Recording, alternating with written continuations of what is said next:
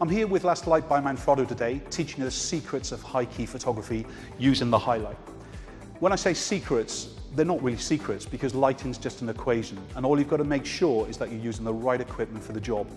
First thing we need to do is decide on our working aperture, of course, because that's the first part of the exposure, and in this case, in a studio environment, that's exactly what we need to decide upon.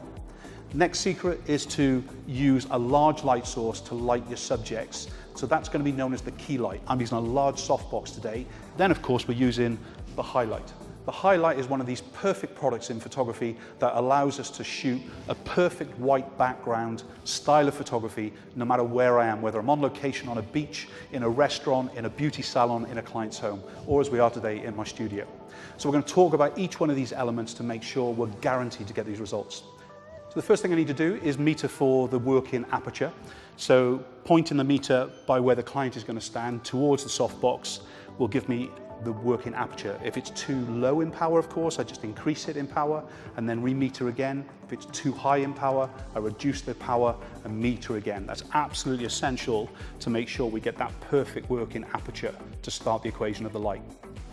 Once I've maintained that, then I just need to actually look at increasing the exposure on the background lights to give me a perfect 2 stops more.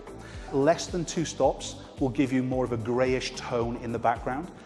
More than 2 stops will give you a feedback, almost a halo effect, and you want to avoid from doing that.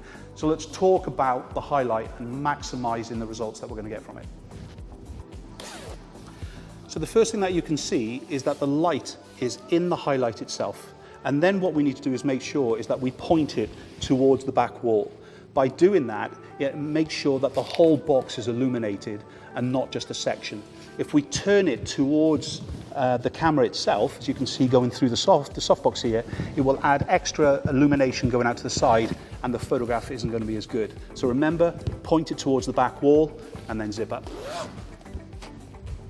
So the important thing when you're metering for the Hilite is to get the meter close to the cloth and point it back towards the light you're metering for. Take the exposure, just triggering it with my trigger for a minute, and you can see that's giving me f13, so it's not enough power. I need that 2 stops more than the working aperture of f8, which is f16. So just increase the power now. I'm doing that from the trigger. And as you can see here, I've got that perfect f16, and that's ready to go. That's great, just there. Just turn the head round towards me, that's lovely, it's there, happier, and again, it's beautiful, darling.